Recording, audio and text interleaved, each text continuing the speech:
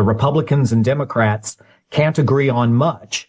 But one of the few things that they do agree upon is that the current closed primary system works to each of their own benefit.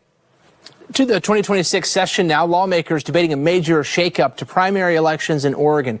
A proposal on the table would replace the closed party primaries with an open primary. Supporters say it will open primaries to nearly half of Oregon voters who aren't affiliated with a party. Not everyone agrees it's a step forward. K2's Vasily Varlamos is live in Salem for us. Vasily, how many Oregon voters do not belong to a party right now? Right. A Willamette University law professor told me around 40% of Oregon voters are not affiliated with either major party. That means that they can't participate in this year's primary under Oregon's current system. Closed primaries reward ideological purity over persuasion. They incentivize candidates to appeal to the most activated voters rather than the most representative ones. A group of Oregon lawmakers say it's time to change Oregon's primary election system. Under Oregon's closed party primary system, only affiliated voters can vote, and it must be in the party they're with. A new proposal in Salem would eliminate that system and replace it with one primary ballot for every voter. All candidates would run together under this new system, and the top two vote getters would move on to the general election, no matter their party. Supporters say the goal is more participation and more moderate candidates. I think it's we need to be too careful about predicting how this might impact what types of candidates get elected. Willamette University law professor Norman Williams says other states like Washington and California use similar systems, but political results have varied on how this impacts moderate candidates, making it hard to predict exactly how Oregon's election results would change. The idea is drawing strong opposition from the two major parties, warning a top two system would push aside lesser-known candidates, favor those with the most money, and in some cases lead to less choices at the ballot box in November. This leaves many voters without a meaningful choice in November and diminishes the general election as a venue for broad public accountability. We share the goal of increasing participation and strengthening trust in our elections. However, this proposal moves Oregon in the opposite direction.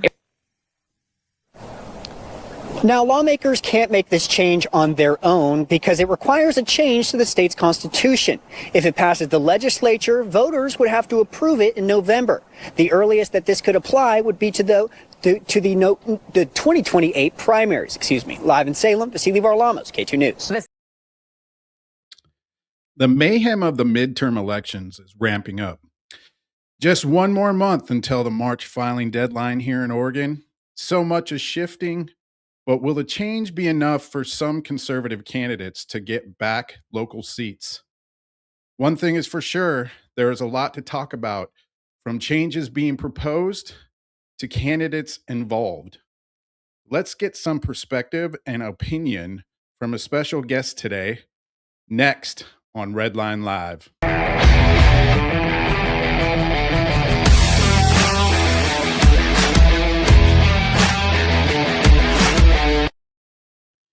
I want to bring in a special guest today, a personal friend of mine and a mayor of the city of Molalla. Let's welcome in Scott Kaiser. Welcome to the broadcast. Thank you for having me.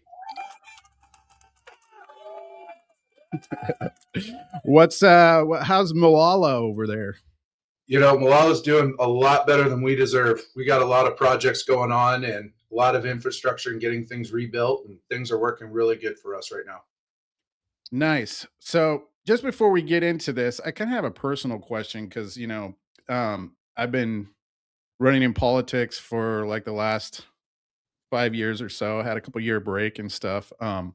Was thinking about getting back into it, but one of the big things for me is holding down a regular day job. And I know that you have one. How do you mix that day job and still pull off the hours you have to put in as mayor?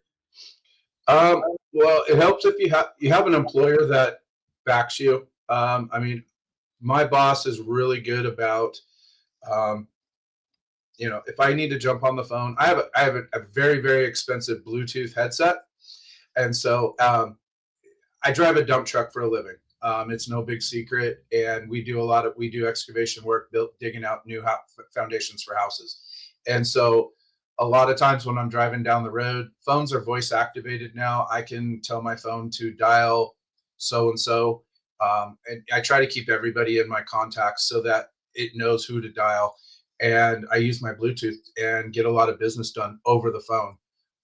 As far as scheduling time off of work, as far as my position as mayor goes, I know all of my conferences usually the December year before. So last December, I knew all my conferences for this year. I usually schedule our council meetings are on the second and fourth Wednesday of the month. I schedule half days on those days at work, and so city staff knows that from 1 o'clock on they can meet with me. It's an open day. If I need that haircut, if I have that doctor's appointment, whatever, I can go get it done between noon and our council meetings start at 5 o'clock in the evening. Wow, that's awesome. So it really comes down to your employer working with you, knowing that you're in that position. Correct. That's pretty awesome. Yeah, because one of my, I'm up at like 4 o'clock every morning, so it's like, I am too. My work day goes to like one in the afternoon. Right. And so it's like being able to, I've had a couple of people say, we want you to start running again for like a state representative. And I'm thinking, one of the reasons why I had told you before that I was looking at the commissioner seats over here in Clackamas is because it's local, but a state rep, you'd have to be in Salem during session and stuff. And I just don't think that that's applicable to working with an employer in order to go down there and do that, because you have to be there for session. And that's, right. That could be months at a time, right? What are sessions like for you?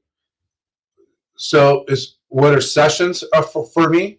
Yeah. Is it just as a mayor, it's a nightmare because our city doesn't have a lobbyist, and so or somebody down there representing us. I mean, we have associations that have lobbyists there, but they don't always represent us in the way that our city would prefer representation. And so session now consists of, like, right now we're in the short session. I have a really nice phone mount on the back of my phone, which I recommend to anybody. It's that little round thing, and it's a magnet. And it's Night Eyes by Steely or something like that. And on your dash mounts this ball bearing, and it stays on your dash, and it's great. And so what I end up doing, I've been watching the short session all week. I just turn it on my phone, hook the Bluetooth up to my stereo. I'm not necessarily watching the screen, but I can hear the comment and everything going on.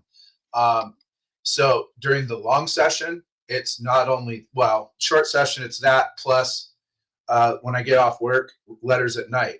Long session, it's worse. It can be anywhere from 5 to 6 hours at night when I get off work with letters, making phone calls, dealing with all of that. So session's a real pain. And, I've thought about, I talked with my senator earlier this week, and the question came up, I term out in 2.5 years as mayor. And so, where do I want to go? What do I want to do? And, the salary of a state senator or state rep is not conducive to somebody that is in the 40-hour working class, $50,000-$60,000 a year. And that's during session. And so to me, it's probably not, unless I win the lottery or find a way to get rich. You probably won't be finding me working in Salem full time.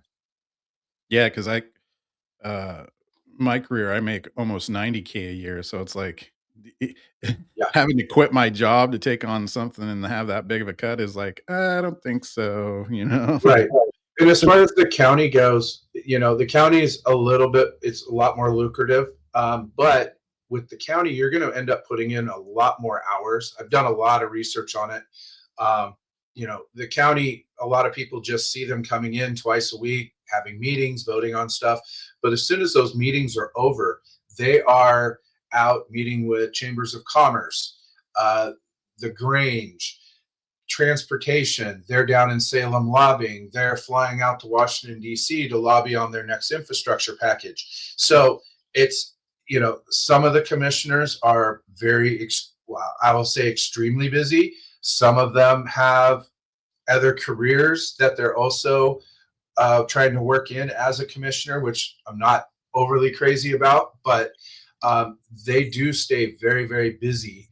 But they also get paid very, very well. Between county benefits, I think a starting commissioner starts out at $130,000 a year. Yeah, see, that's one of the reasons why I was looking at it, because it's like, yeah, it Right. doesn't even compare as far as state rep, and they're having to, take more time. A state rep has to take more time, especially if they're not in Salem, Right. to be able to go down there and do that. And it's kind of crazy to me that a commissioner would make more, but thus are the rules. A commissioner is also responsible for a lot more than a state rep. A state rep writes bills, goes and votes on them. They go to committee. A county commissioner oversees resources for the county, such as homeless services, drug rehabilitation services, the courts. There's a lot of services that they oversee. They also write budgets. County commissioners write budgets for the entire county. Whereas a state rep doesn't even deal with the budget. That's your Senate. And so, there's a lot more responsibility that comes with a county commissioner. But also, on the other hand, our county commissioners in Clackamas County, they get 4-year terms. Whereas a state rep, you're going to get a 2-year term. So basically, as soon as you get seated, you're going to have 1 year. The following year, you're going to be either in short session or probably in short session or long session, and then you're running right after it's over. So term lengths are also another big one, because do you want to constantly be running to keep a seat, which I'm not interested in at all. Yeah, it's very unattractive. Let's put it that way. Exactly. All right. Well, those are just a couple personal questions. So let's jump into this. One of the things I noticed about that video, right at the end, if you noticed, it talked about how they think by changing the way that our closed primary is, that it would be helpful to moderate candidates, because it basically puts them out of the loop, because it favors, like incumbents and stuff that are already making the money, and it's harder for, new candidates to come in, because it's harder for them to raise the money. Although, in my opinion, since I've been in this before, that's not. I don't think that has changed. It's still that way now. Don't you think that that's the way it is? It's hard to raise the money to compete with any of these incumbents, or even ones that have been in it before, kind of like Christine Drazan, right? To come up with the money in order to compete with these guys. What do you think? Our society's gotten down to whoever the newest, shiniest, brightest thing is. It's not looking at experience. It's not looking at track records. And the sad thing is when the track records of candidates are brought up, then people are getting told they are slinging mud. Christine you brought up Christine Drazan. Her voting record is public. There's that website, I can't remember the name of it, Conserva poll or something like that. Anyway, her entire voting record is on there, and people have brought that out. And then the very next thing that comes out is, you're just slinging mud, and we need to get together. And there's a lack of education in our election system, which, I'll be honest, I did not know as much as I know now before I became a mayor. But there is, everybody thinks we need to get behind one candidate right now. And I think adding a whole nother mixture into what we have now, one of the very first clips on it was Representative Javity, which I got a bone to pick. I'm going to meet that guy someday. I don't take a lot of what he says to heart, especially when it comes to honesty and the purity of our elections, when he did what he did. But if the current Democrats in our state, if they're against this other group coming in and saying we need open primaries, to me, that's saying the Democrats have an issue because they don't know how to beat the system at that point. So And that, you think because of everything that's going on federally, where now we're not getting in federal funds for certain things because the Democrats are doing certain stuff here in Oregon, therefore, the Trump administration is denying that. You think they're trying to, and because he's signed executive orders to try and change our election system across the board, right? Even in Democrat states, and now we have um, lawsuits that have come to fruition where they've had to clean the voter rolls, where we had to take 800,000 off here in Oregon, right? right. So you think that by changing it to an open primary is what going to flood the system? Like, do you think that video is correct? That is I'm mixed on it. And a lot of it has to do with is I haven't studied the ins and outs of it yet, just because there's so much going on. And until some things come to a certain point, I think it's going to get real serious. That's when I do a lot of homework on it. I don't exactly know which way it will influence our elections. I think before anything changes in who is allowed to, if we bring these non-affiliateds in, I think before any of that changes, the voter rolls need to get looked at. Things need to get cleaned up at the state level before, it's just like before you take, Joe, if you decided you were going to run for office, I'm sure there's some projects around the house that you're going to want to get cleaned up before you go and run for office, and I think the state needs to look at itself and decide what it's going to do and get things cleaned up and get things running right before we go and make any major changes, because it's just going to be a crap show after another crap show. And it's not going to give the people in the middle a fair chance at doing anything right. Right. I don't know if it's ever been that way, to be honest. And I've only been in Oregon for 20 plus years, So speaking of crap show, we got 15 candidates on the Republican side. I think, and it was the same way the last time around. The Republican clown car.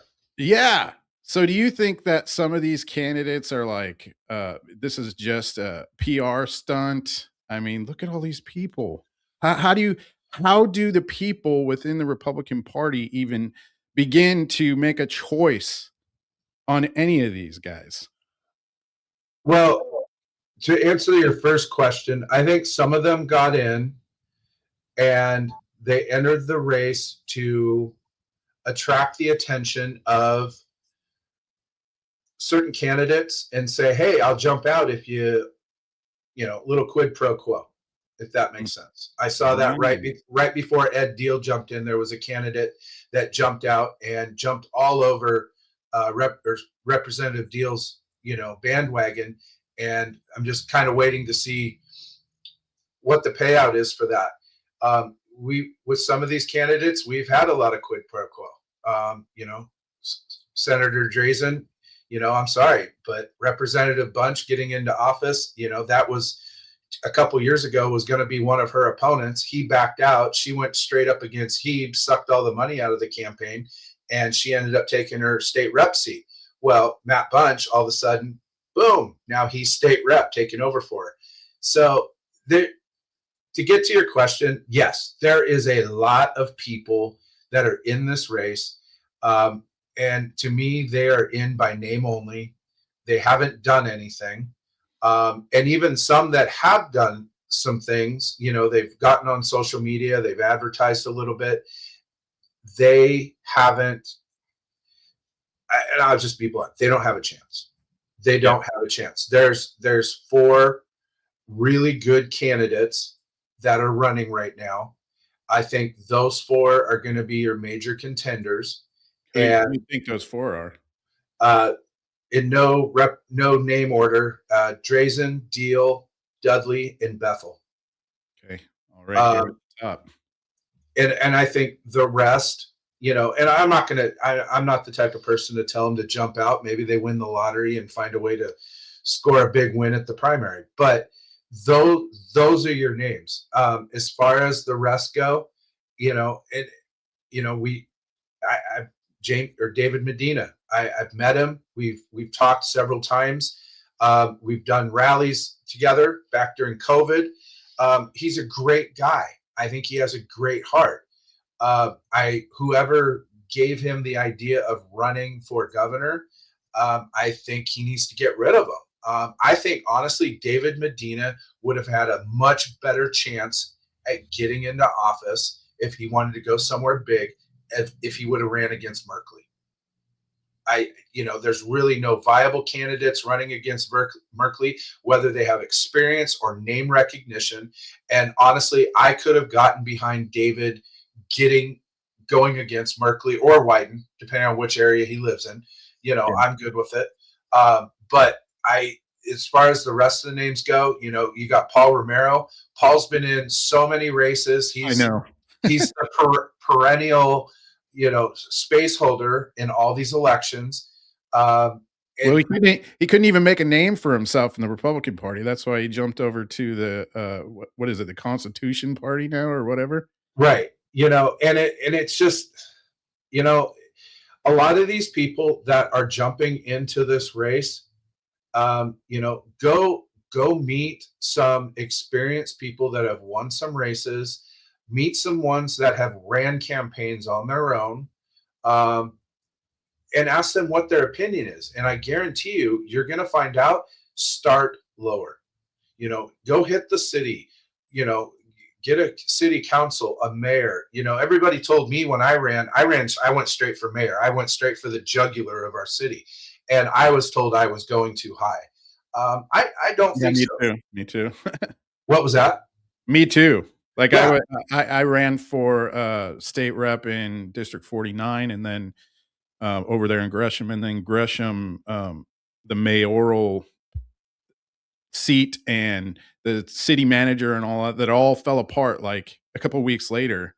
And Right. there wasn't, in my opinion, there wasn't a viable Republican candidate, even though they're, supposed to be non-affiliated, running for that seat. So I jumped over to that and everybody's like, you're going too high. So yeah, similar.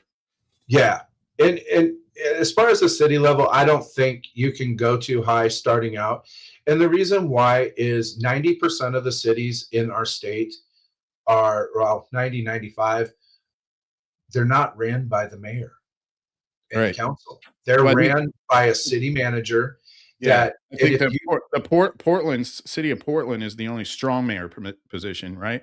You got Portland, you got Beaverton, that's semi.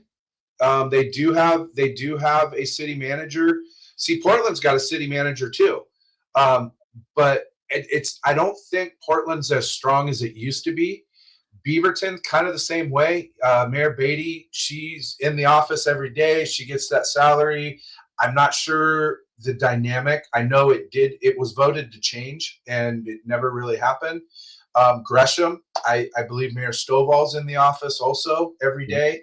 So we're at our level, we're not in the office. I don't even have keys to City Hall. I mean, I don't have a key to anything in the city. Right. And so what's your population there? 10,320. Yeah. See, that's really small. And so, but the majority of the cities are run this way. We have a strong city manager. And when I came in, I didn't come in under the best of terms. I went and during my first election, I said I wanted to get rid of the city manager. Not the best thing to say during a campaign. I will be the first one to admit that. But since then, and after the election, our first meeting with me and the city manager, it was behind closed doors. There's a few people that wish they were a fly on the wall. No one really wanted to be there. It was not pretty. But we got it figured out. And since then, that day, after we hashed everything out, he made a commitment to me that he would make me into the best mayor I could be. Now, does it mean I've been perfect? No, I've made mistakes all over the place. I drive a dump truck for a living. I'm a high school graduate. Right. This was not my desired profession. But you're a salt of the earth, normal human being. That's exactly what we need in, especially local municipalities, you know? Right, right. And so, but he has worked with me since then to be the mayor I am. I wouldn't be what I am without the training and the advisement that I have gotten from our city manager. And most cities are that way. Now, some cities don't have the best of city managers. I will be the first one to admit that. And then, some cities do not, they have mayors that are just a little bit too strong, and they're kicking those mayors out because the mayor isn't getting what they want. And so, but you get into the right dynamic, you find the right city manager who has the right city staff, you're going to gain a lot of experience. You're pretty much just an extra vote as like a separate, what are the other seats in the, We are considered the political body of the city. right? We make the decisions we vote on the decisions of which way the city, right, council, but we vote on the direction the city goes. So once a year we get together, we do a goal setting, which we plan out, okay, we're going to start working on this infrastructure project. These are the rules. These are the laws we're going to work on. And, we vote on that. And we're basically at the steering wheel. City staff, public works, police departments, they're your engine, they're your oil, they're your gas in the car. City councils are more the steering wheel. They're the ones that are at the steering wheel, maneuvering the car through the city, trying to survive the unfunded mandates and all the fun stuff that our governor loves to throw at us. So you're a faith-based guy, is that correct? Yes. Yes. Do you use a lot of what you believe in your policy to guide you in your policy? Yes. As a mayor, I'm nonpartisan. So Right. I represent people of faith, people that aren't of my faith, people that are of a different color, different ethnicities, from different countries. I have a cornucopia of people that I have to represent. And so, yes, my faith does come into it, but many other things also have to come into it. I have to counter it with, somebody that might be Jewish, which my dad's side of the family I was born and raised half Jew. So, we went to synagogue once or twice a year. We went to church, but I have to weigh it against everything. I've learned way too many times in life that if you don't take every challenge and put it against everything you can think of, you still do, you're going to miss something. Mm-hmm. And so, but yes, faith does come into it. I wouldn't say as hard as there's other counselors and elected that they are faith first in every decision they make.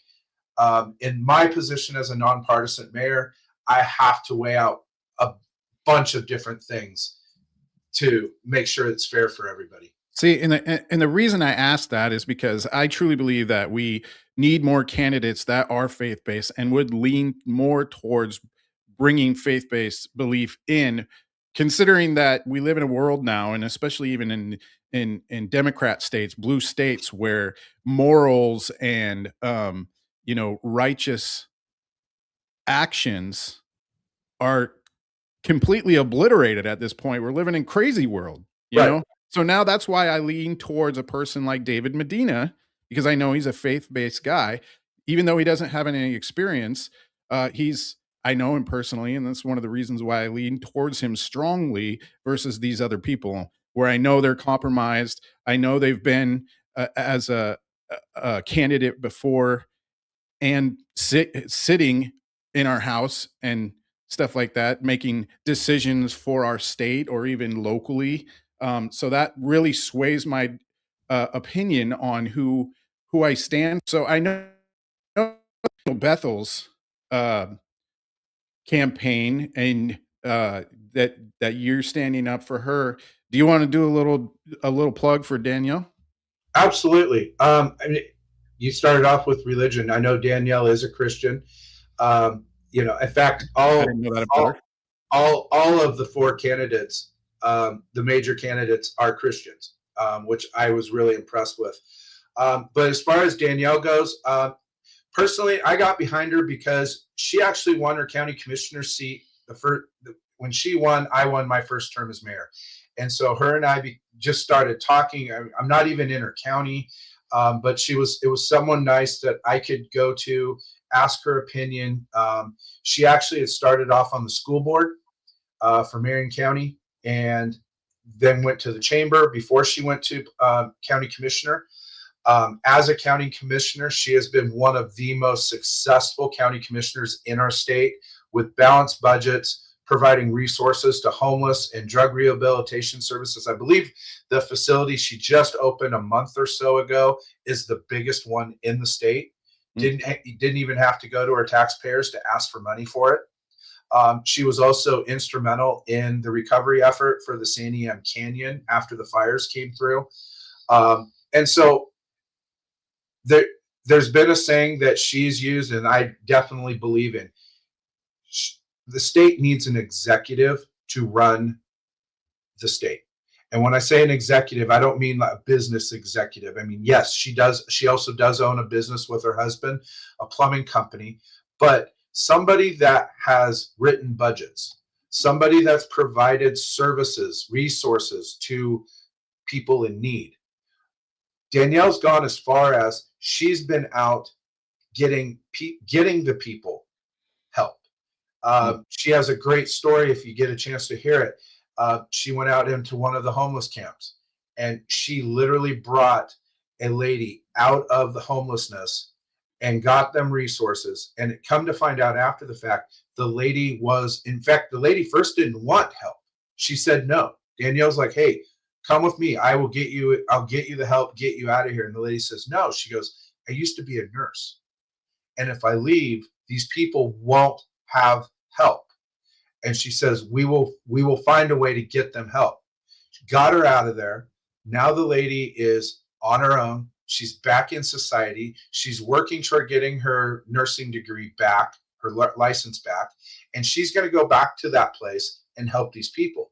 Danielle did that. She didn't have somebody do it for her. She's not bragging about doing it, or staff doing it. She did it herself.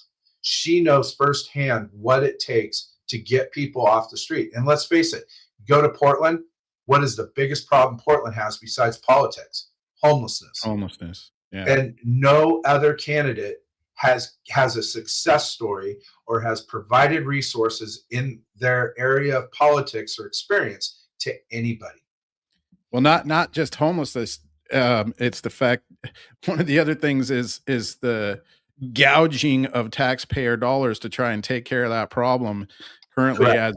as Governor Tina Kotek keeps doing, and it doesn't solve anything because they're not using it properly. So I think Danielle would be one that could take care of that because of the experience that you're talking about, right? Right. Well, and as far as the taxes go, I mean, she is the only governor candidate that was actually out there getting signatures for a Representative Deal's tax referendum. There were other candidates that you've seen some pictures of, but if you go and look at the signature sheets, go see if all those candidates actually have signatures at the bottom for getting signatures. Didn't happen. And so Danielle is salt of the earth. She is not in this for herself. She's not in this to end up in Washington, D.C. She is in this to help the people of the state. She is in it to make change. And we need to turn the state around too. Exactly. And one of the things I can say that has not happened with our governor and our past governor is they love to go around and talk about DEI. They love to waste so much money about DEI. Well, what does the I stand for? Inclusive. Yeah. Right. I've never once had the direct line to the governor, the direct email to the governor, Well, it's only inclusive if it's all POCs. Right. Exactly. And to me, Danielle's going to break that change. She is going to break that with involving every city, because as a mayor of a city, we get mandates sent down to us with no funding, and they are cookie cutter. We're in the process of extending our urban growth boundary, and the governor went and made this program that she tried to make cookie cutter, and it's trying to tell us to extend our urban growth boundary into an area that's going to start off costing any developer that wants to develop in that area about $8 million just in sewage treatment pumps to get it to our sewage treatment plant. Whereas if they would let us be involved in the process instead of telling us the process, we have a whole nother side of town that is very appetizing to a developer, won't need any of that major infrastructure, and helps our growth. And so that's typical from a Democrat, thinking about the fact that they want to keep everybody huddled into these metropolitan areas because that's how they hold their power. They turn everybody and they get their votes from the inner city people. So they don't want your city to expand. Right. So the one thing I can guarantee with Commissioner Bethel is when these processes are going, before they come to the city with their one-way cookie cutter mentality, Danielle, as a governor, will be bringing those cities in and saying, hey, this is what I want to do. What do you guys think? Let's, here's the wheel. Let's grind on it a little bit and smooth out the rough edges before I send it to you guys, and you guys scream at me. And I can appreciate, because it's putting everybody at the table instead of a select few. Mm-hmm. And see, one of the things that I look for is conviction. And, you can't really tell that until the person is in office to see if they're actually going to do the thing that they're saying they're going to do. So when I'm looking at, and you said the top 4 are supposedly Christian. So like, again, I have to bring up Christine DeRazan because, her campaign for the last gubernatorial race, she was on TV and said things like she wouldn't do anything to change the abortion law here in Oregon. See, that kind of thing. And she swears she's a Christian is like, no, you're not. What are you doing? Do you think Danielle would be able to put forward stuff that she would hold conviction on and act on it? Yes. And it's because of her pride. She's a very, very prideful lady. She's very, very stubborn. And for her to do something like that for her to have to admit fault in something, and it's not because if she screws up, she's the type of person that will admit it, but she will absolutely hate herself for screwing up. And she's her own worst critic, which I believe is the best type of governor we could have, because I'm the same way. What was that? Is she a mom? Yeah, she is. She has, in fact, she's also a grandmother, and resides somewhere right outside of Salem. Her and her husband do own a plumbing company together. And she's like me. She's salt of the earth. She didn't get into this because we wanted to. We got into this because we felt there was a change that's needed. Mm-hmm. And she brings policy. She brings ideas to the table. Whereas, I haven't heard Drazen, Deal, Dudley, even David. I haven't heard them bring any changes to the table. Whereas Danielle has said, for one of the other issues we're dealing with our state, which just came up in the news, it comes up in the news at least weekly, is our school system.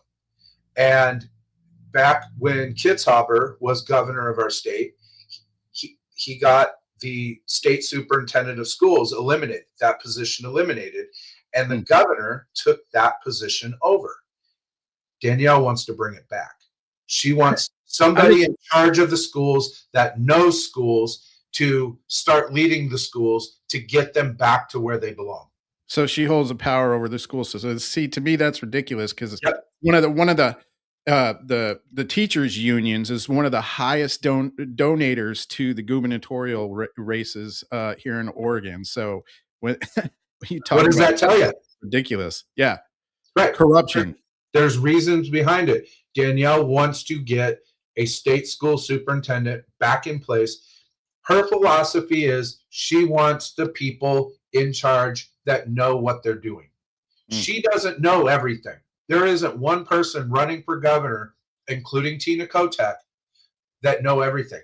As mayor, I don't know everything about my city, but I have people in charge around me, or I have people in my life that I can go to that know, if it's a really sticky land use, type issue, I have friends that deal with real estate and development and everything else that I can go to and say, hey, we're getting ready to go up against this. Can you look at it and give me your opinion on where it's going?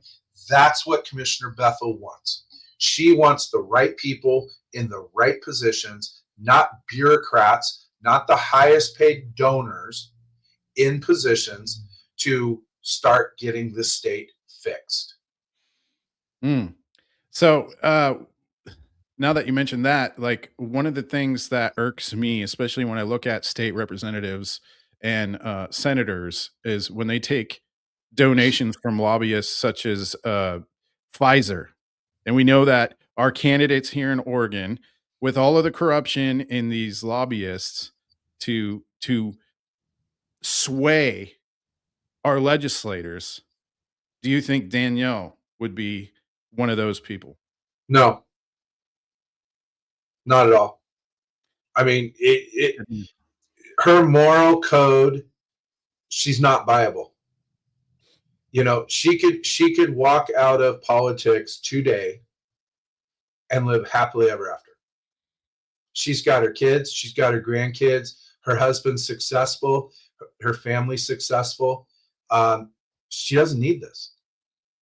And see, that says a lot, because then you look at a person like Drazan, who was in for how many years as a state rep, right? Right. Speaker. She was the Speaker of the House, I guess, right? Is that Right. correct? Then she stepped out for what, a year? And then she was out for 2 years. Well, she stepped out because she lost the governor's race. Right. And then she tries to then she comes back and tries and steps back in and stomps somebody else out that got in. That drives me nuts. Well, the issues with Christine, and I'm going to get a lot of heat from my own party for this. I was wondering if you would put forward some opinion about it. It started back at Timber Unity. That says a lot about you, though. I like it. Good job. I was a part of Timber Unity. My really good friends, both of them were on the board of Timber Unity. Jeffrey Levy was the founder of it. And we were going to rallies in Salem. We were dealing with Representative Drazan at the time. And there were a bunch of backdoor deals happening. See, she's establishment. It's just bottom line. Like, get her out of there. That's exactly what happened. And so there were some backdoor deals made. And in the long run, Timber Unity crumbled. There is still a Timber Unity. If you look it up, it is ran by an ex-political figure. Go figure. Timber Unity was started by log truck drivers. Okay.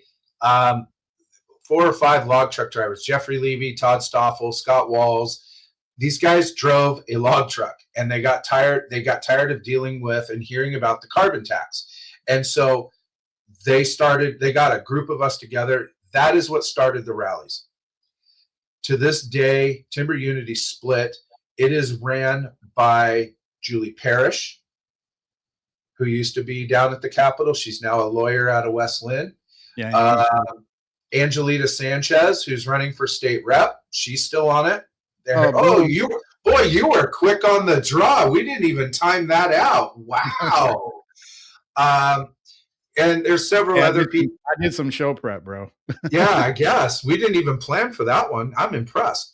And so it's ran by these people. Jeffrey Levy, Todd Stoffel's out of it completely. Scott Walls is out of it.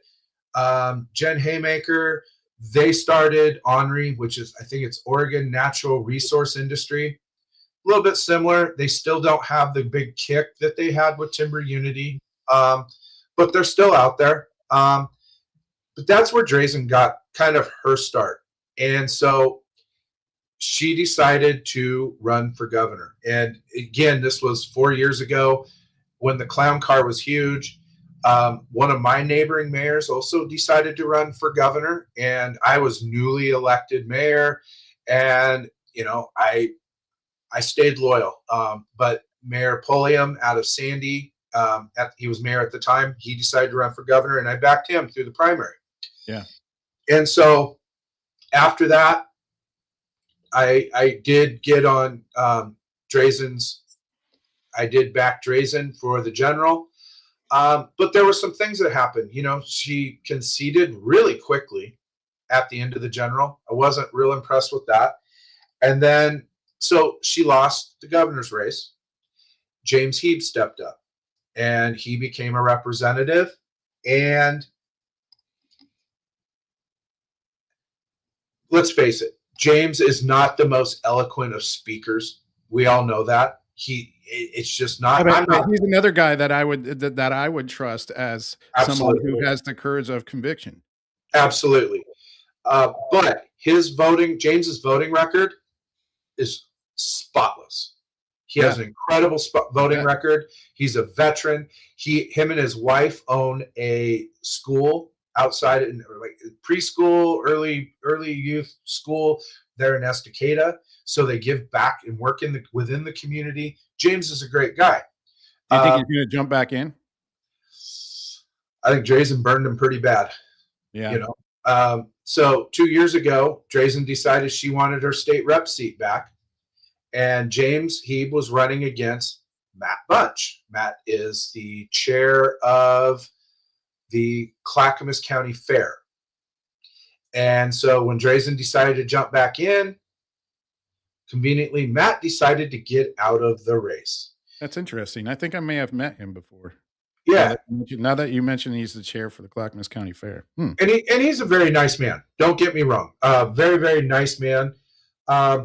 So when Drazen jumped back into the race, she's ex-gubernatorial candidate. Where does all the campaign funding go? It dried up on James. Well, of course, Christine won. So then, you know, Christine becomes Speaker of the House. So for the last 2 years, year and a half, she's been Speaker of the House. And I've watched really closely just because of the fact I knew she would run for governor again. I had that gut feeling. Hey, real quick. How you doing on time, brother? Because we're closing in on an hour. You okay? I got all the time in the world. All right, because I want to get into some state rep too. So go ahead and continue what you're saying. Anyway, so I watched and I asked myself, what is Drazen doing? And at the end of the long session and the short session, or not the short session, the emergency session last year, the one thing I can come out of what Representative Speaker Drazen, Republican leader Drazen did was pontificate. If I was going to put it into one word, she was great at pontificating. Mm-hmm. She'd get on a soapbox. She'd say, we got to stop the Democrats. And then it never really happened, which I understand. They're outvoted. It tickles the people's ear. Yeah, I get it. Yeah, and they're outvoted. But being honest, hey, we're going to try to stand up and do the best we can here. This is what we believe in. This is what we're going for, period. But, man, it was just soapbox. You know, and then the referendum came. And you saw all these pictures of her holding up petition sheets. Well, that's all she did. She didn't go and run a shift.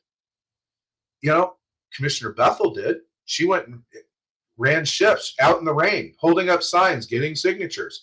You know, so I'm not a big fan of Drazen, and it's, you know, and she lives in a neighboring city of mine.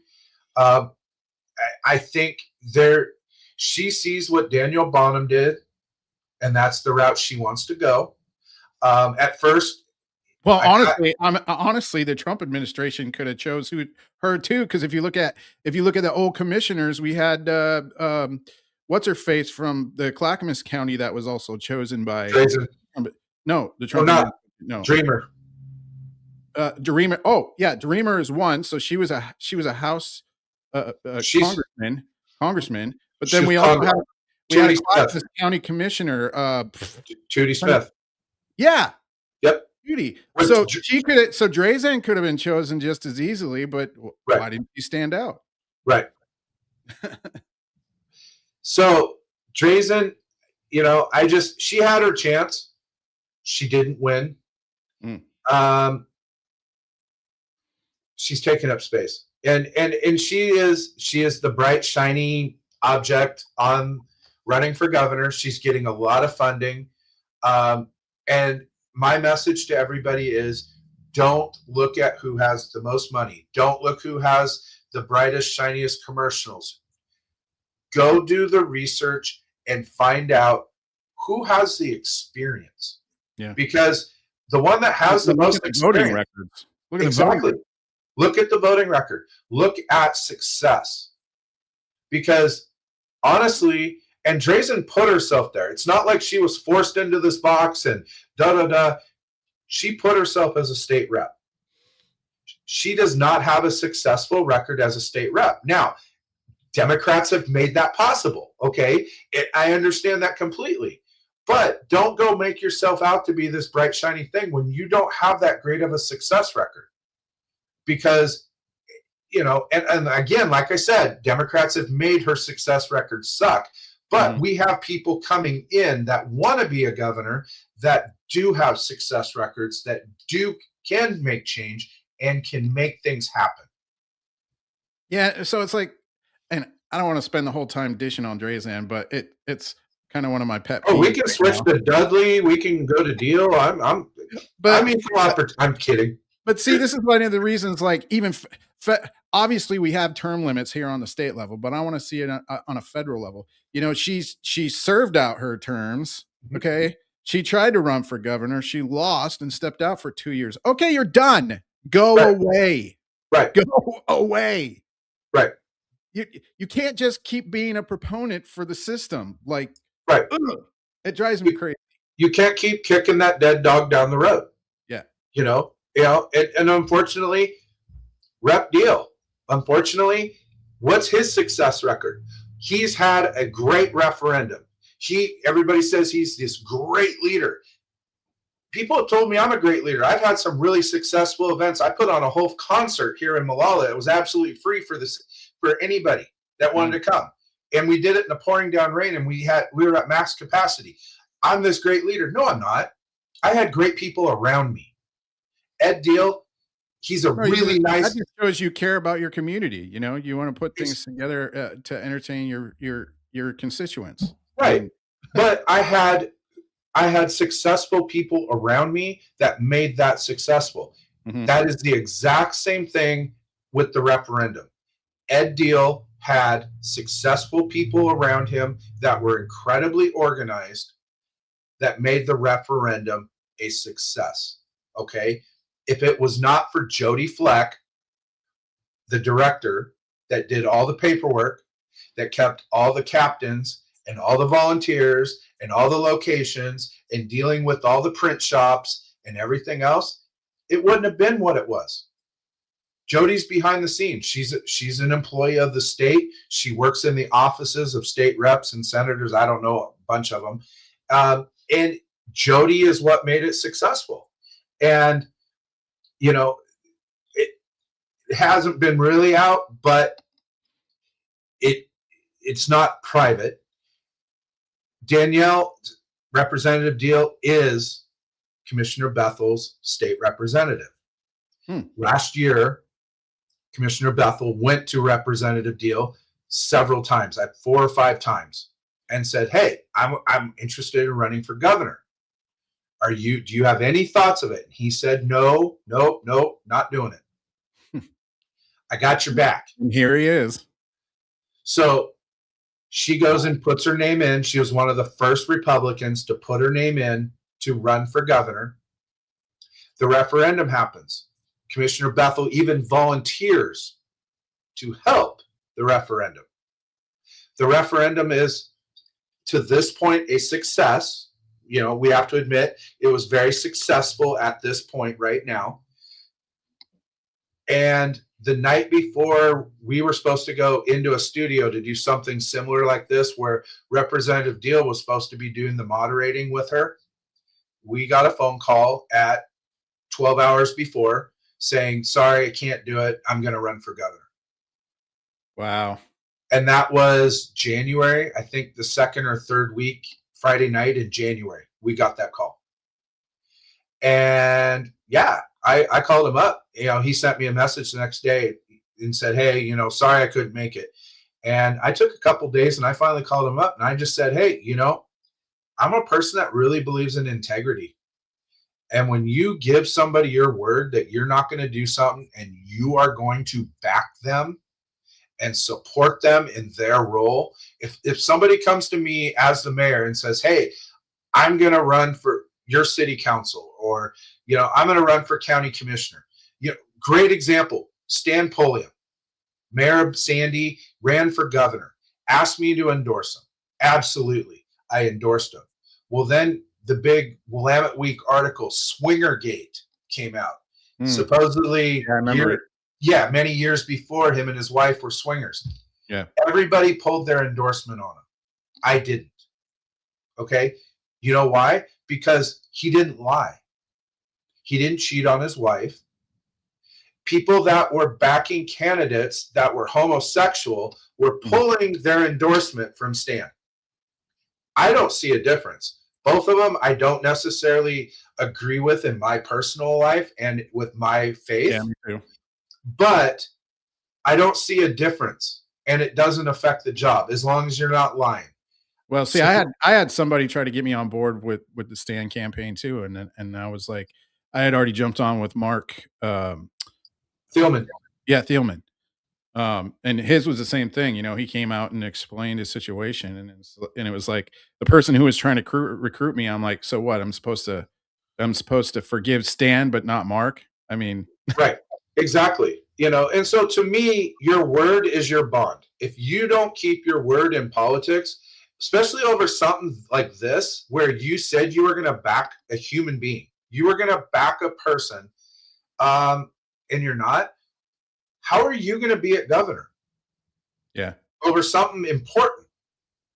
See, but I think this is the kind of information that I think that needs to get out there, because if we can have any sway as local candidates for local municipalities, we need to make sure that this information gets to the voters, because to me, one of the things that I would like to see go out is the fact that we got people like Ed Deal and Drazen that are stepping up and doing this because they're establishment, and kicking out anybody else that's brand new that can try to make a name for themselves and run for these positions. Because that's what they're doing. In my opinion, that's exactly what Ed just did by saying he wasn't going to run and then jumps in.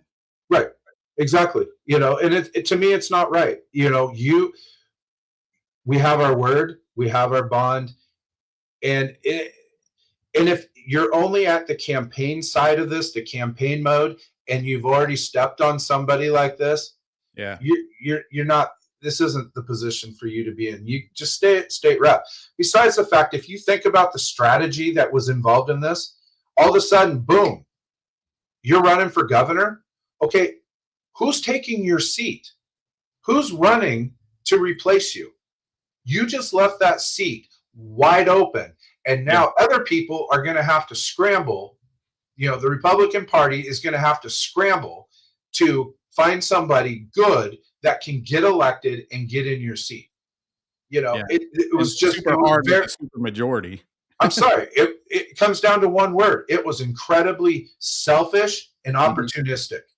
You are taking opportunity that just over 5,000 people gave you. 5,000 volunteers made you look really good. How many people remember? It wasn't just Ed who put that together. Bruce Starr, Senator Starr was a signer. Jason Williams. Do you see them trying to up the ante and go higher in office? Or wait, Jason Williams was part of that? He was a signer on that. What? Yeah. No way. Yes. Look it up. Look at the 3 signers. All 3 of them are the ones who signed on it. Ed ended up being the kind of the face of it. And so, it's a matter of, I don't know. To me, it's very opportunistic, and he should have just kept his word. And me personally, I would have, even if I have kept my word to a fault. I could have ran for county commissioner by now. I've had opportunities. I was asked to run this cycle for county commissioner. And it's like, nope, I've already signed an endorsement to both county commissioners or all 3 county commissioners that are running. And I got to work with them every day.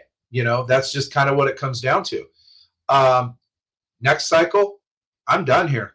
Here in a year and a half, we'll see where we're headed. But see, that surprises me about Jason. See, you just never know about people sometimes. It's like when you're in the boiling pot too long, it starts to erode your character. I don't know. It's just, ugh. I didn't see Jason do anything wrong. He's part of saving people tax. He's done that, his coalition to save taxpayers money. But there was a lot that happened, and people, the problem, like you brought up, voters need to know this stuff. Yeah. And I guarantee once this video goes out and people see it, I'm going to get hate mail. Oh, you're just slinging mud. No, I'm stating facts. If you don't believe me, go to one of Commissioner Bethel's events, ask her yourself. Okay? I was there. I was a part of it. It's not slinging mud. Dudley came out of nowhere.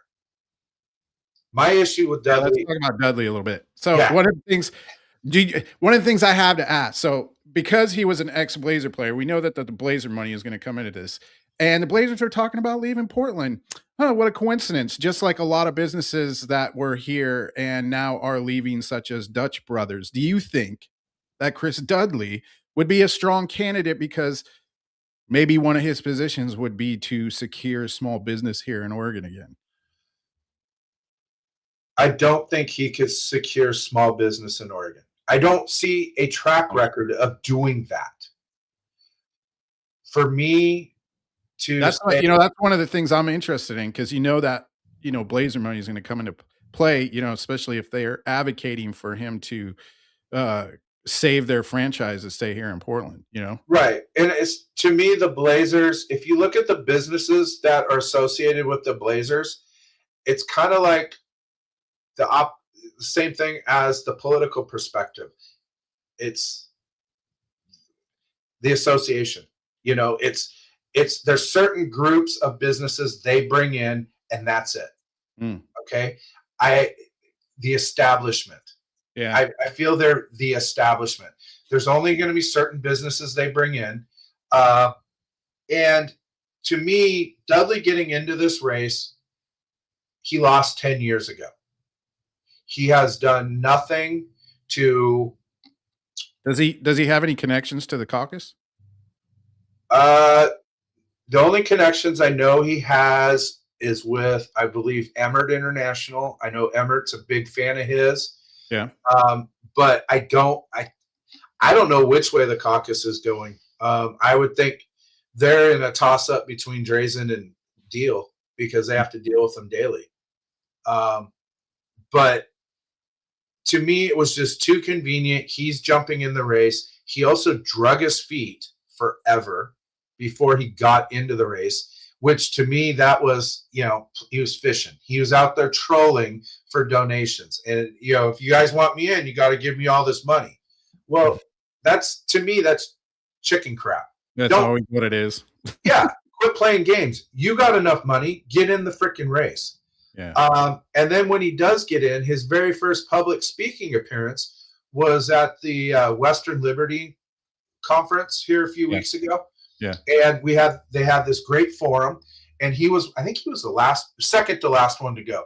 And he gets up there, and Angela Todd gives the question. He goes, well, I'm just going to talk about what I want. And he goes off about his family and walking in downtown Portland and seeing people on fentanyl and have a nice night. Bye-bye.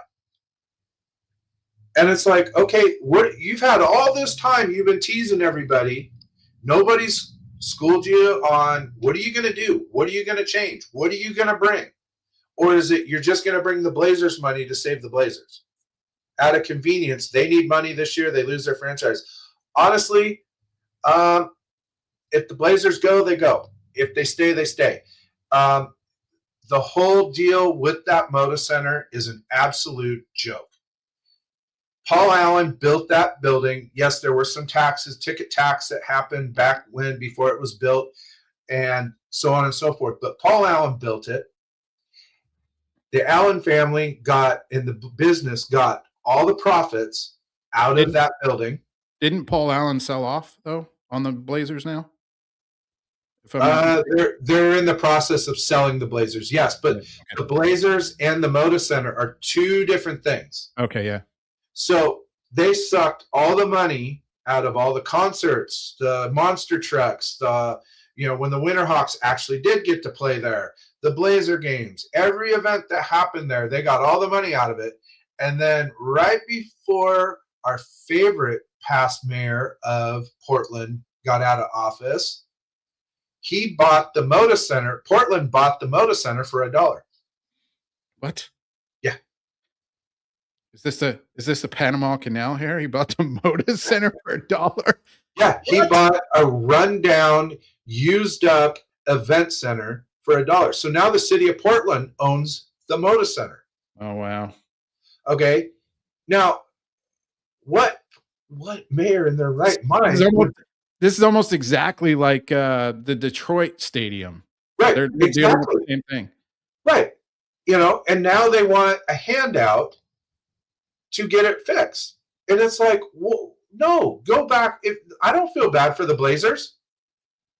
If somebody wants to buy the team, they can build them a new stadium too. Part of the deal. I'm not a fan, but if they'd win once in a while, it'd be great. If they make good decisions, it'd be great. Let's bring a broke down player that's about ready to retire. Oh, and we can't play him for 2 years. Let's bring him back for $45 million. What the frick is wrong with you guys? I don't care how many millions of dollars he invested in our state and all the goodwill he did. He's still a washed up player. Same thing with the Moda Center. It is tourism is great for Oregon if we can get our stuff together, but yeah. Well, yeah, you don't even, but the city's not even secure. I mean, they can't even have a city council meeting without calling it, oh, this is peaceful protesting. Yeah, right. Portland City Council got what they deserved.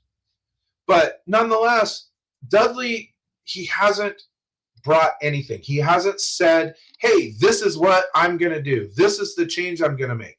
The only thing I've heard when I've brought up any criticism about him running is he promised his wife after the last campaign he'd wait for the kids to grow up before he'd run for office again. Not my problem. Okay, there were things he could have done. I mean, when I first started out as mayor, I had kids at home. I got family. I got dogs. I got church. I got my own nonprofit. Yeah. I can manage this. And I have a 40, 50 hour a week day job. Okay. There's time management. There's things he could have done to learn more about the craft. Or, hey, maybe start out as a county commissioner. Great place to start. Obviously, the money he doesn't need, but just going straight to the governor, especially after losing 10 years ago, I'm sorry, the political environment is totally different now than it was 10 years ago. Hell, 5 years ago, it's totally different than it was then. So, yeah, I'm not a big fan of Dudley until he starts bringing what changes and what he wants to do. I can't get behind that. This is a great conversation. If anybody who watches this, don't be afraid to drop some comments in the comment thread about what you feel about our local candidates. But, this is just bringing up Western Liberty Network again. This is one of the reasons why I'm doing what I'm doing, because I can't stand the political space after being in it. And I wasn't even elected, but now I kind of want to be an influencer. That's why I'm creating this space, because I believe that we need to get rid of the whole quote establishment state church and state separate, being separate. Right. And I want to bring in biblical influence into the political space, because now we've seen the opposite happen, especially nationally, where they're bringing in evil, corrupt things into the space. And you see things now where they're invading churches and coming into our space. So we need to fight back. So that's one of the reasons I'm doing what I'm doing. Right. But yeah, back to let's jump into some of the state rep candidates here. And I know that you said you used to be involved in Timber Unity. Let's bring back and talk about some Angelita Sanchez here, because I don't really know much about her. I knew that she was in Timber Unity, but I'm assuming you know a little bit more about her if you want to talk about. The only thing I know about Angelita was Timber Unity days. I don't know about, I know there was a big separation and she went, I personally believe, to the wrong side of Timber Unity. I have not seen or talked to her since she is down in her home district working and doing what she's doing there. So burn the bridge, and I don't really look back. Okay. Do you know anything about Dana Allen? Dana Allen, I just found that last night. She's running against Matt Bunch in the primary. Ooh, I like it. Right? How about stir the little pot up a bunch? Yeah. I did message her and just say, hey, glad to see somebody's jumping in.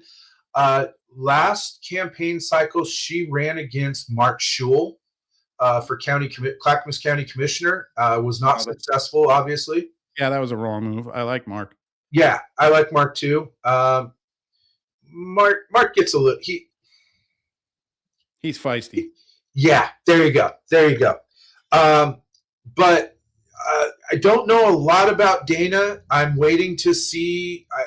Hopefully, I'm going to have a little chat with her and get to know her a little bit better. She did ask. Believe it or not, she asked for my endorsement. She's not even my district, which is very, very honored. I got to get to know people before I just give an endorsement. I'm not. This is how horrible I am. I can't even keep up with the district numbers, but I think whatever my house district is, I just go by names. My house district, I have my state rep is retiring this year, Rick Lewis. And so I have two people running. I have two people in the primary running for that seat, which I am. Hold on, I'm pulling up their names real quick. Matthew Lawson and Ben Fisher. One is in Silverton, and then the other one is from Hubbard. And so I'm going to go meet there, right there, 18. There's another name, Ben Fisher. He's also running for this. They're both Republicans that are running for the seat. Fisher, isn't he a commissioner right now?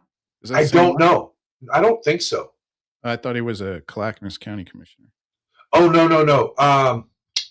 That was Sonia Fisher. She got knocked out by, I think, who knocked her out? I think Ben West did. Oh, West. He's the one that I was thinking of. Yes. Okay. Yeah. Fisher and West. Those are different. All right. Gotcha. Yeah. So District 18, you're going to have Matthew Lawson and Ben Fisher running, and I have coffee set up with them to go meet them and talk to them. I'm very involved with my state rep and my senator. My senator's Fred Gerard. He's one of the most senior senators down at the Capitol. And I mean, his staff and I are talking almost daily during session about what's going on. And one of the very active things I do is if they need letters written for or against things, they text me, let me know. And when I get home at night, I'm writing letters for them and helping them as much as I can, which works out great because, currently Molalla we're rebuilding our sewage treatment plant. And so we were looking for funding a few years back, and I went to them, and they both signed off and got me $5 million, or got our city $5 million toward our new sewage treatment plant. So that's good. Working those relationships helps a lot. at the And Capitol. if anybody is curious to come meet any of your local candidates, I would encourage you to look up your local party office and then look at events. Usually they have them posted on their websites. One of the things that we got coming up here in Clackamas County is the Lincoln Day dinner.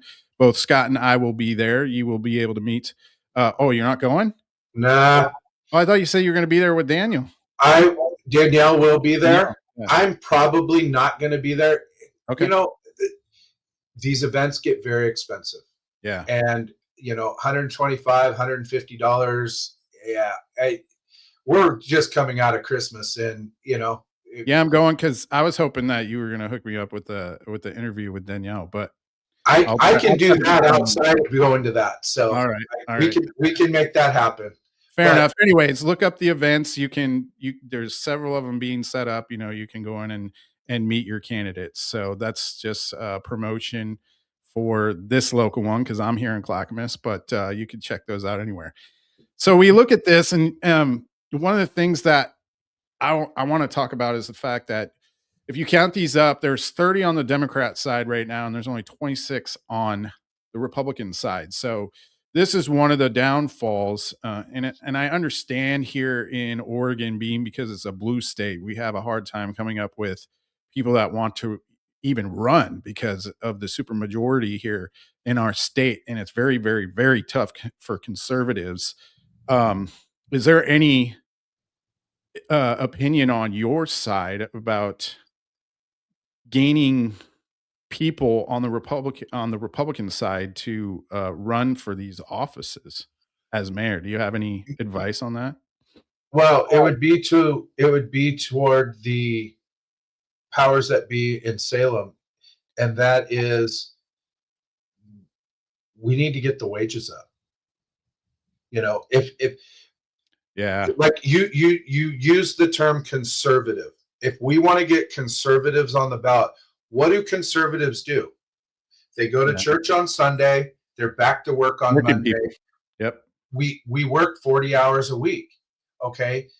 This being a state rep or a senator is for the rich, the business owners, the doctors, the lawyers, the ones that can walk away from their work and then come back to it as soon as session's over. And if they want people like you and I in those positions, I'd go take a term at Capitol. I'd run and go be a senator or state rep, but I'm going to have to wait till I retire and I have a retirement coming in or win the lottery or do something, because there's no way I can afford win the lottery. That's my favorite goal in life, is to win the lottery. Yeah. But it's until that changes, but yet every time conservative Republicans bring up, we need to do a wage increase here at the Capitol, they get struck down. The Democrats use it against, can't believe, now here's the unspoken secret of the Democrats. All these nonprofits that get lots of money, look and see where Democrats get their money during the off season. See, Democrats are funded during the off season. Conservatives don't do that. Mm. That's why so many nonprofits get money in our state. That's why so many Democrats belong to so many. What are they got a bunch of NGOs in their back pocket? Yeah. Oh, wow. Right. That's why they have an endless list of supply of people to run for office. Oh, man. Oh, yeah. See, then we have issues like this. See, I was asked to run because I'm in this district now, 39, and it's uncontested. But then we have problems like this, and this has been my experience, because I'll jump into a race and there's already, 2, 3, 4 candidates running for that position on the Republican side. I know you keep going right under that middle name, and I'm just like, there's another one that had a shot and has wasted opportunity. Well, I like Ben, but I'm just like, that's not West Lynn district, and man, I hope one of them can go after her and knock her out. Yeah. So these are all independents. Is that what it stands for? Oh, incumbent. My bad. Incumbent. Yeah. Yep. Don't have to be smart to be a mayor. Take it from me, guys.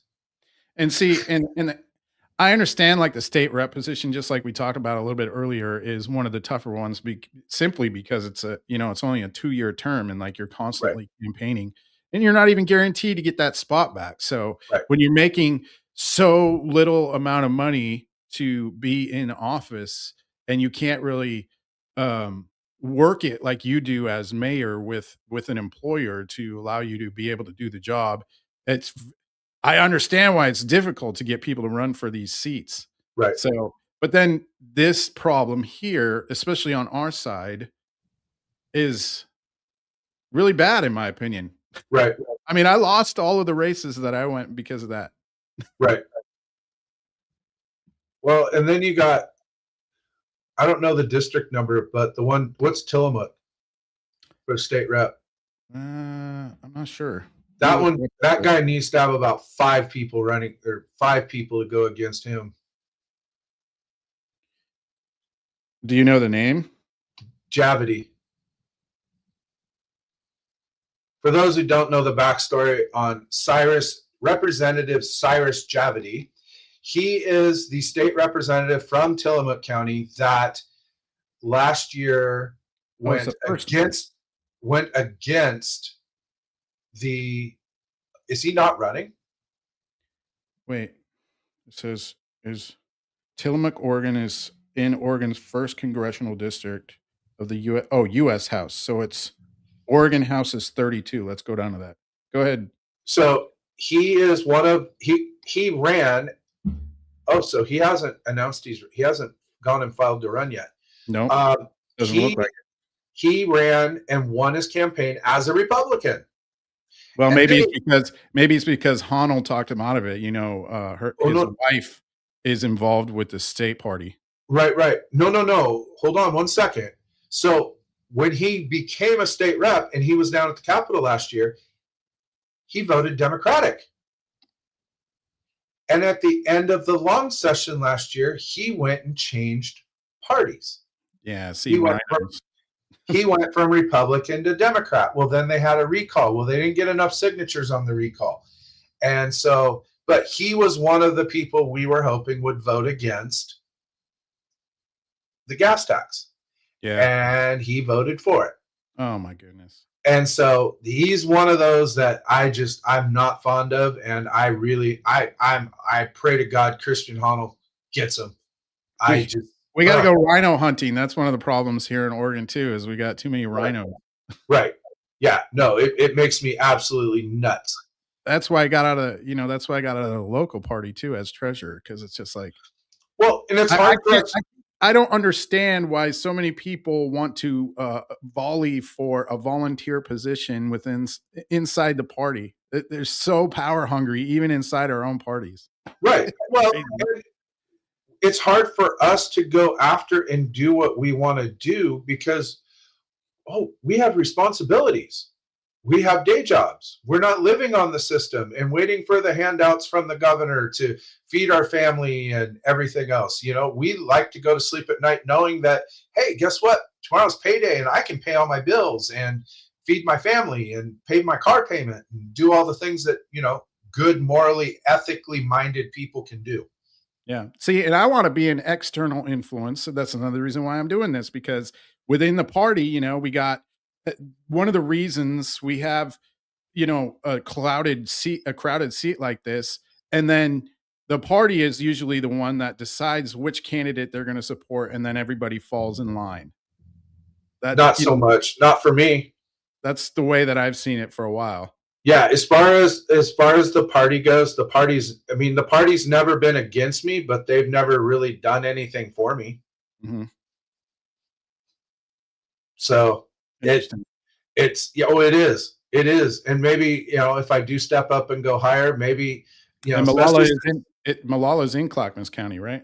Yep. We are on the very southern edge of Clackamas County, but we relate more to Marion County, believe it or not. See, look at that. Angelita's up against somebody. Right. Ken Jackola, which I think Ken has held political office too. I don't remember what seat. I don't know that whole demographic. I don't know that whole group down there, but I want to say Ken Giacola was elected to another seat also. See, like one of my strategies now is if I were to decide to jump in is be patient and wait almost to the last day if I have to see if anybody's going to jump in. Cause like getting into a campaign where you're going up against somebody that's on your own side, it makes it really difficult. Right. Yeah. That District 14, I wish somebody would run against her. She's Julie Fahey. She's the governor's attack dog. Really? Yeah. That whole, her. I don't even know who she is. She's Speaker of the House. Let's see if it goes to her. There she is. She's Speaker of the House. Oh, really? Yeah. Oh man, look at that perfect picture. Oh, that picture left. Oh, I took it off. There was mice on top of a tire. By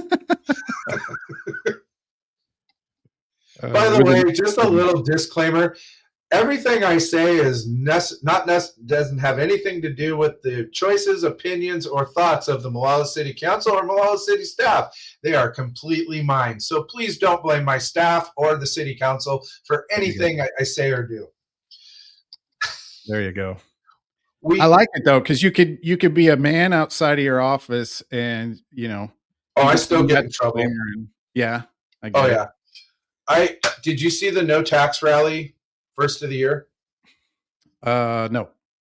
So there was a no tax rally that happened down in front of the Capitol. I think it was, New Year's was what, on Friday, and this happened like Saturday. Anyway, so I wasn't the promoter. The promoters asked if I could bring, talk to Danielle and Ed and Bruce and bring them in to speak. And so I was just kind of like the middle person that helped facilitate to bring some speakers in. Well, they asked if I wanted to speak. And I said, sure, I'll come out there. Well, there was some other people that were not elected that were coming, that were influencers. And supposedly one of them, I don't even know who the person is. I'd never heard of them before the event. I've never listened to them after. Anyway, this person was coming in to speak. And so I started getting messages the day before from somebody in this world saying that I shouldn't go speak there because this person's going to be there. And I said, oh, okay. Well, anybody that knows me I don't deal with intimidation well. And so me either. I made them Facebook famous and said, sorry. And they used an alias name and all this and that. And so anyway, I made them Facebook famous saying, sorry, I'm not going to be intimidated. I stand by my morals and my beliefs, and just watch what I have to say. So I went and I gave, and it was to stop the tax rally. People are sick of the taxes, this and that. Yeah. Well, I went in and I gave a speech on, if you don't like the taxes, don't just show up here during these rallies and say, we don't want any more taxes. Start getting involved. Start running for office. Start getting involved at your city level or getting involved at the state level. Start showing up. I said, hell, for that matter, why don't y'all just start showing up to frickin' vote? Yeah. And that was my speech. I didn't get into the hoorah. I didn't get into the President Trump or the governor. I didn't get into any of that crap. Next thing I know, that following Monday, myself, the city council, my city staff, we all have a public records request on us. For what? They wanted everything that had to do with the council or staff talking to me, and everything on who I talked to for that speech or that no tax rally. And it cost us. They don't want you to have any influence on voters of who to vote for. Is that what it is? No. And it's no big secret. There's a group of people that volunteer and help within our community, and they name themselves the Mayor's Mafia. And so this person that wanted this public records request is like, they're afraid of the mayor's mafia, and the mayor, he's threatening, and it's like, oh yeah, I'm horribly threatening. I'm 52 years old, I weigh 270 pounds, and I'm old, and yeah, I'm really threatening. I drive a dump truck, guys, and so they made this big old spiel, and yeah, no, this is the crap that people are doing. And since then, I've figured out who it is. I haven't even messaged them. It's like, really, people want to play games. Yep. And you gotta have a backbone. Yeah. And for anybody watching, if you have not figured out yet, first off, I am not paid to be a mayor of a city. Number one. Number two, in fact, not only am I not paid, it probably costs me money to be a mayor of a city. This isn't it, the time off, the time it takes, the things I do, the meetings I go to, it probably costs me money. Number three, I'm not afraid of being recalled tomorrow. If somebody wants this role, come get it. Okay. Yeah. And to me, this is what I've been told I am a very dangerous politician. And this isn't to make my head bigger or anything like that. Yeah. It's because I'm not in anybody's back pocket. This does not affect me losing my home. In fact, my home, I might be able to get more done on my home, or I might be able to go on vacation with my wife or do more things because I'll have more money, because I'll be able to work more. I'm not afraid of losing this. Okay.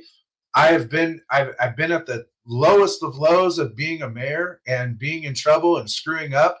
I don't know if you can, I'm going to try to see, I got to figure out how to get my finger to work. But if you look, that black and white thing right above my head, yeah, my mother-in-law made that for me. And in the other room is the actual award. But this is Scott Kaiser, Mayor of the Year, 2025. I got that from my colleagues in the state, from our state association, Oregon Mayors Association. So I've had the highest of highs. Okay. It's great. It's fun. I have a good time.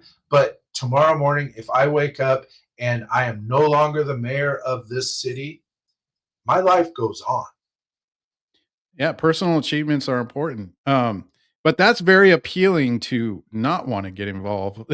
So what would you say to voters? Because the midterms is one of our big problems here in Oregon, I think, because of it being a Democrat state. What would you say to voters to motivate them to get involved in the midterms?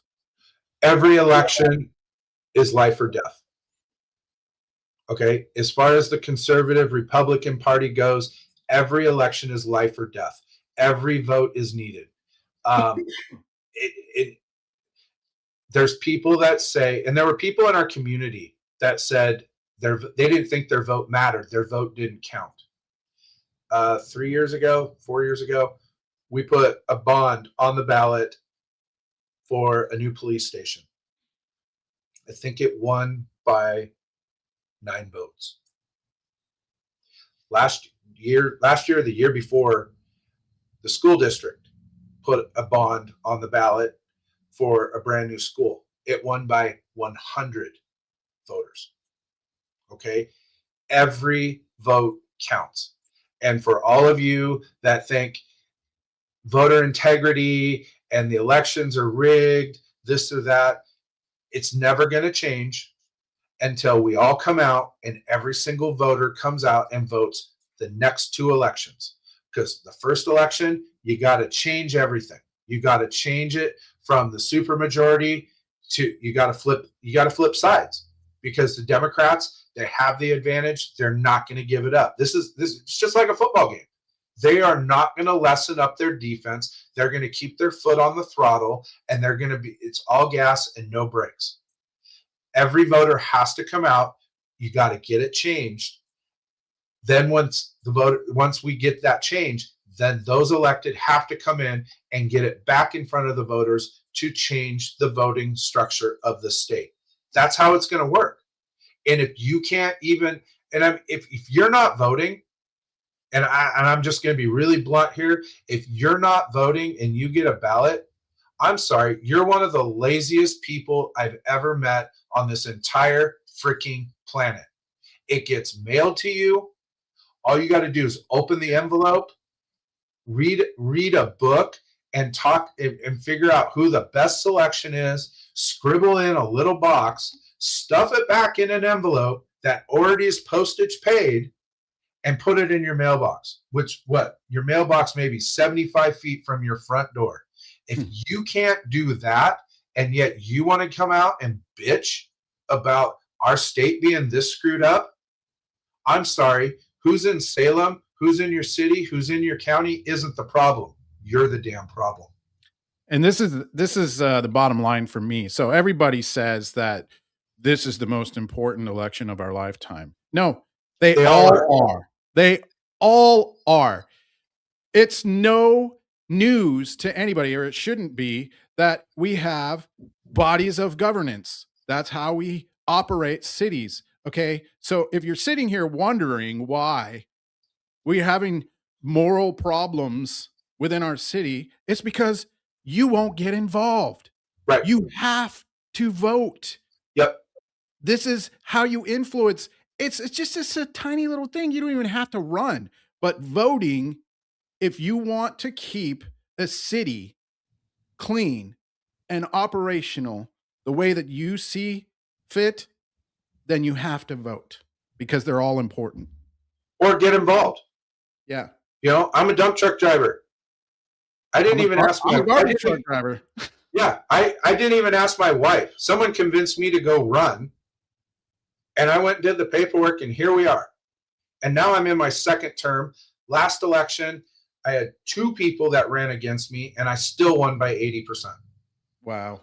Get out, keep your word, be transparent, quit using the word robust. I hate that word.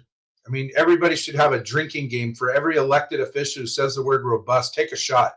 You'll become an alcoholic just like that. Robust is a horrible word. But get involved. It's not, you don't even have to run. Okay. There's planning commissions. There's beautification and culture committees. There's parks committees. There's traffic committees. You know, the county has their planning commissions. You know, if you're not in a city, you got your county that has different levels of commissions that you can get involved with. Start out there. But don't sit at home and bitch and not vote, because, sorry, people like Joe and I, we don't have sympathy for you.